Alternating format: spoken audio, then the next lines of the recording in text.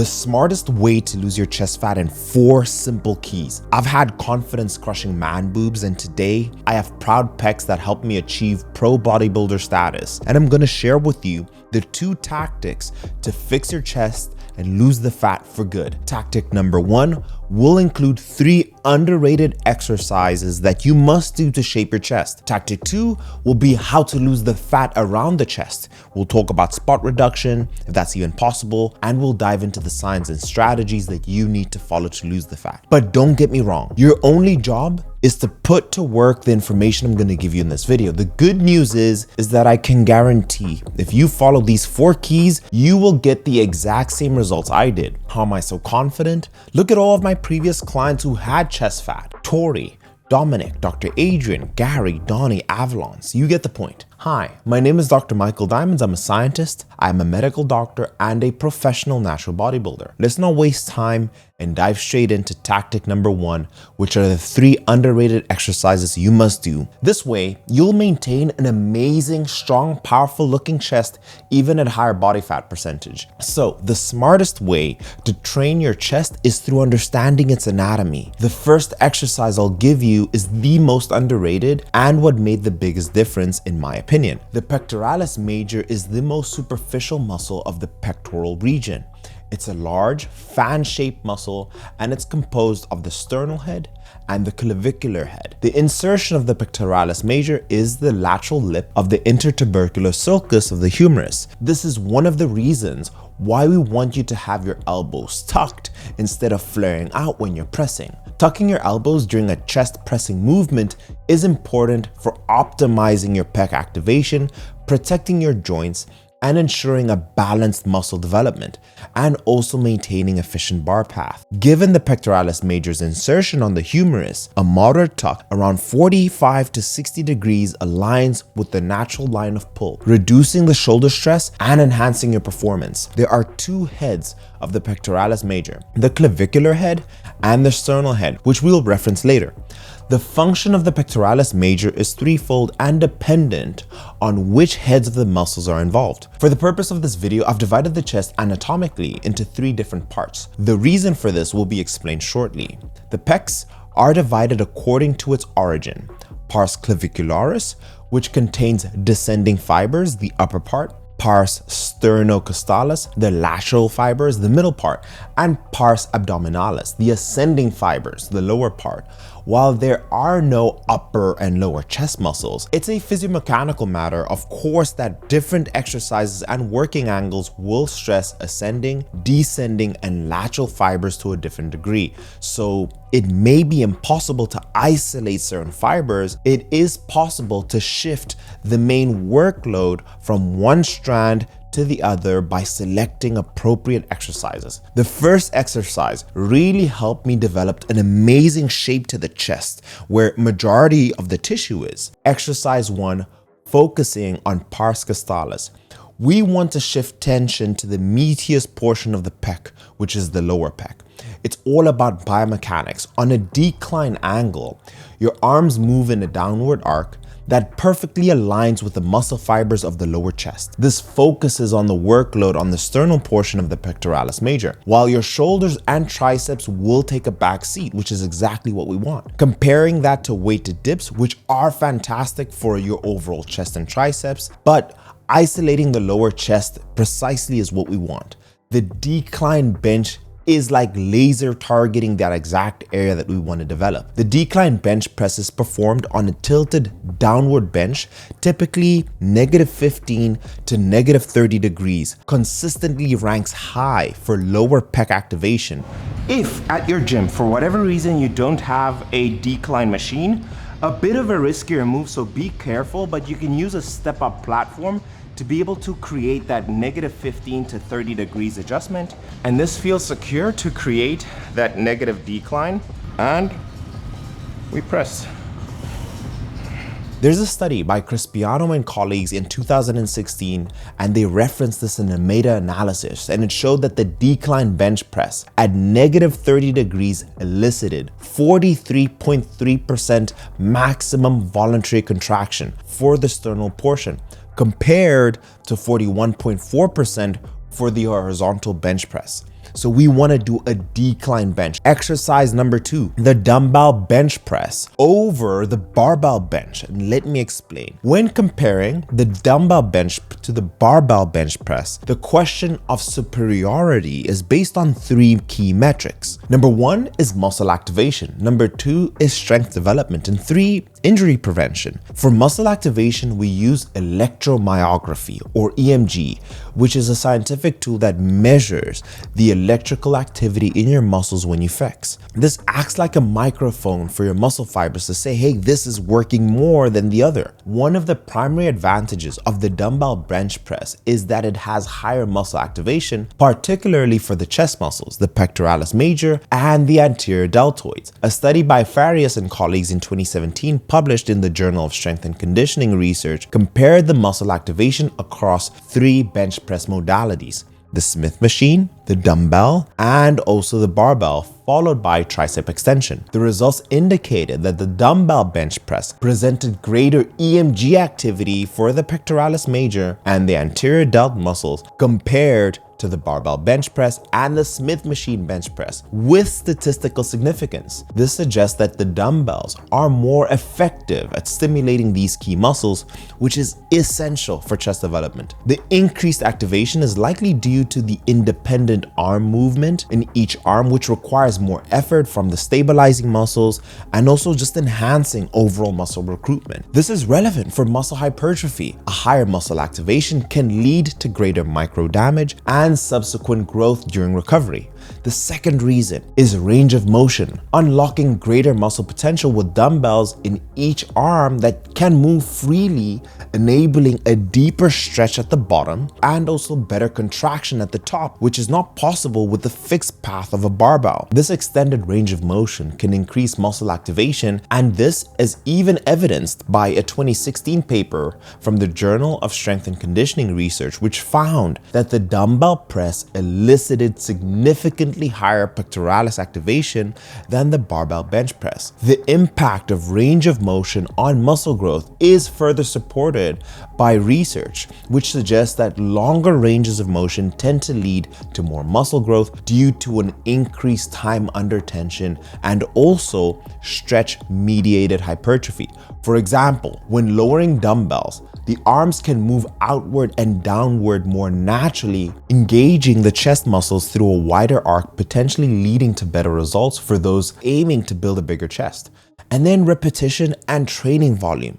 Faris and colleagues' 2017 study also found that participants achieved significantly higher total reps with a dumbbell bench press compared to a barbell bench press, indicating that dumbbells allow for more volume with a given load. And this is crucial for hypertrophy and also training volume. Sets times reps times weight is a key driver for muscle growth. The ability to complete more reps can enhance metabolic stress and mechanical tension, both which is important for stimulating muscle protein synthesis. Another massive benefit of dumbbells over the barbell is correcting any muscular imbalances, which for most is an unexpected benefit. So unlike the barbell, which involves bilateral movement, dumbbells allow each arm to work independently, making it easier to identify and correct strength discrepancies between the left and the right side. Dumbbells eliminate the risk of overcompensating with a stronger arm, which is a common issue with barbells. And this can lead to better overall body symmetry and also reduce the risk of injury or even muscle development, which is an unexpected detail for those who are focused solely on strength. The starting position. We want to talk about the seating and gripping. I want you to sit on the edge of the bench with the dumbbells resting on your thighs, palms facing each other. We call this the neutral grip to reduce your wrist strain, and also doing this during the setup. Then we want to lean back slowly onto the bench. As you do, use your thighs to help lift the dumbbells to your chest level. Once you're fully reclined, extend your arms so that the dumbbells are above your chest and palms are now facing forward. This is your starting position. Step 2. Keep a slight natural arch in your lower back. Don't overarch, and this can strain your spine if you do. Pull your shoulder blades together and down, retraction to form a solid foundation to protect your shoulders.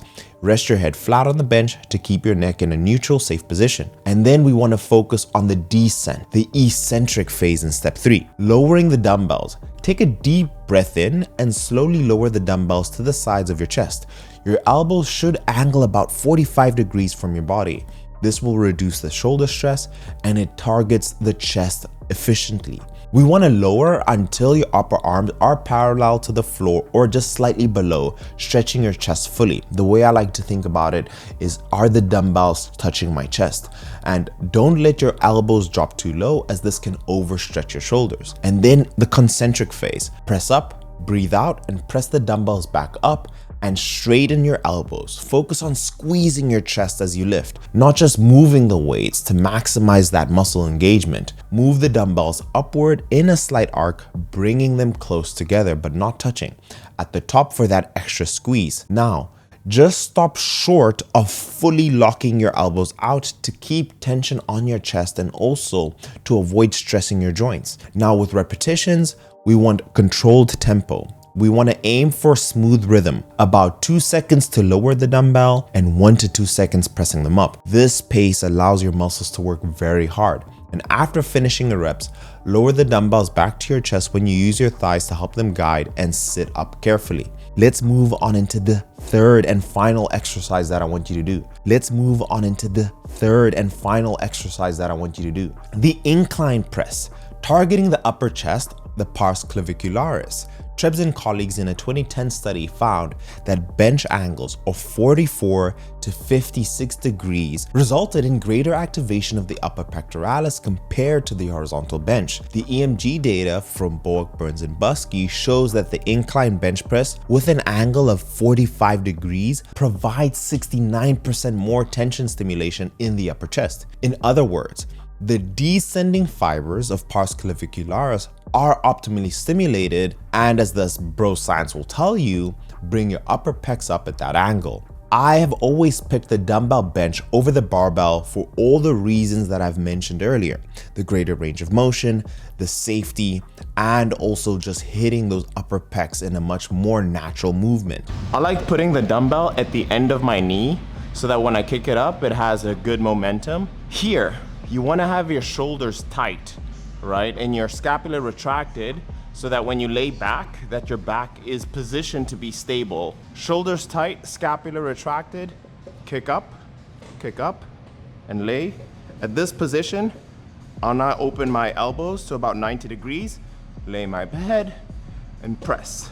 Good range of motion, touch, press. Before we move into tactic number 2, if you're a male and you've tried everything to get rid of your chest fat tissue and you're still unsuccessful, you've tried the personal trainers, you have tried the advice I've given you on my videos, and you want a professional to help you and you want a guaranteed way, I always consider my team at Sculpt by Science that in case of emergency break glass. We are a team of medical doctors that will guarantee your transformation. We are a premium service because we are doctors. I invite you to apply to work with us. So go into the description of this video. There's a short questionnaire you'll fill out and you'll jump on a call with either me or one of my medical professionals. We will go through and really diagnose what's going on with your health. Worst case scenario, it's an easy fix and we'll tell you exactly what you need to do on your own. Best case scenario, we can directly help you. I will say this, we are a premium service. We are a team of medical doctors. We guarantee results. And if you can't invest in your health right now, that's fine. You can just use the 900 videos I have here on my YouTube channel, including one I'm gonna link in the description that will show you how to do it all on your own if you haven't tried yet. But let's move on into tactic number 2. Now that you have both exercises, let's move into tactic number 2, which is losing the chest fat. Fat loss is not site specific. That's the simple truth. With the cases of man boobs, they're caused by having high body fat percentages. Once you reduce your body fat percentage, your man boobs will disappear. And with the rest of your body. When most people say man boobs, they're talking about the excess fat tissue on the man's chest that gives them the appearance of female breast growth. The technical term for this condition is pseudogynecomastia, which translates to fake female breast growth, which is an accurate description of what's going on. Real gynecomastia is a medical condition that is characterized by the growth of male breast tissue, not just the fat cells, but also the glandular cells that are responsible for producing milk for infants. This is caused by an increase in estrogen and a decrease in testosterone, or a side effect of some medications that you may be taking, and it should be treated by a medical professional. The best way to do this is going to go and see your medical doctor and have a conversation, do a blood test, and for them to also examine you physically. But nutrition is going to be the way that we can get rid of fat tissue. Now, the first thing we need to do, and I'm sure you know this, you need to be in a caloric deficit over an extended period of time. And this is going to be through your diet. So through the nutrition, I want you to follow the diet consistently. And it will take 1 to 2 months or even more depending on how much fat tissue you have. But this is the best advice that I can give you on a simple level, and I'll get much deeper. Number 1, to be able to help with establishing a deficit without necessarily having to count the calories in the beginning, you just want to see some progress, is focusing on your overall protein intake. So for males, I just want you to hit 1 gram of protein per pound of body weight. What this will help us with is that because you're going to eat so much protein, you're going to allow to give your body the building blocks to build your chest tissue through the first 3 exercises I've given you. The second thing is that usually eating that high amount of protein will help you eat less because it's going to make you feel full. It's also going to boost your overall metabolism. It does a thing that it increases a scientific term called your thermic effect of food. In short, your body will break down more calories and use more calories digesting it. Just think about it. It takes more energy to chew a steak compared to chewing rice. And the same applies for your entire digestive system. It takes your body so much more calories digesting the protein than it is compared to the carbs and fats. So 1 gram per pound. And now you may be asking, Mike, how do I hit that? Now let's say, for example, you are 200 pounds, or let's even say 250 pounds. Write this down on a paper, please. 2, 6, 8, 10 equals 50. And you may have heard this before. 2 scoops of protein is equivalent to 50 grams of protein. 6 of 2, 6, 8, 10, 6 ounces of cooked chicken breast is equivalent to 50 grams of protein. 8 ounces of cooked lean steak, tenderloin, sirloin, even filet mignon is great, equals 50 grams of protein, and then 10 ounces of white fish equals 50 grams of protein. Now that you have these 4, you can build any combination of any meal plan to allow yourself to have the right diet. And I even had a conversation with a gentleman today, and he said, Mike, I can only go to Chipotle. Alrighty. So when you go to Chipotle, let's say you could only shop at Chipotle hypothetically. I'll give you an example of a meal plan.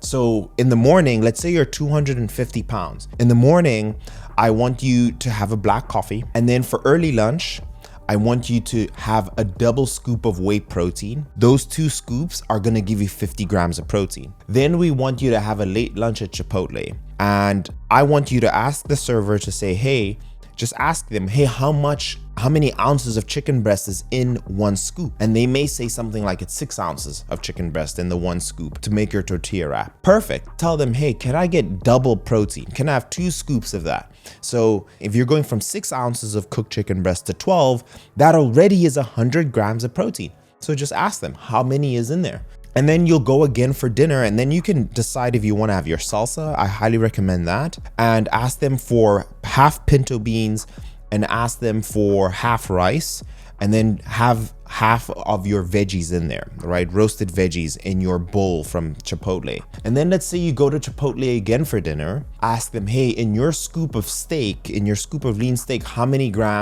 ounces of steak is that?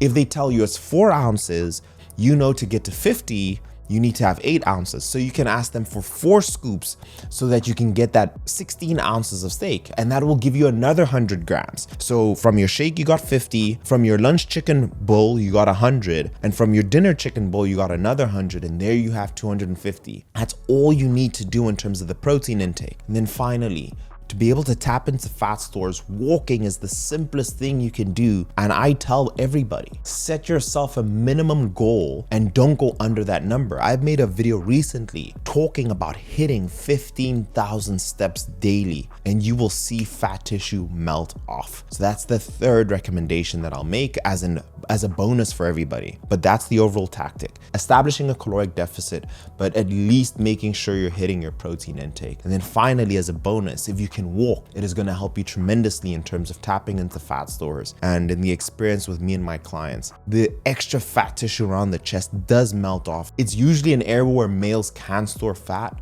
but as long as you establish the deficit, you establish these healthy habits, the fat tissue will come off. I have left you this video here. It has nearly 500,000 views in 2 months because in there is a training plan. And this video will also show you how to calculate your macros and get into the nitty-gritty. I'll see you in the next one.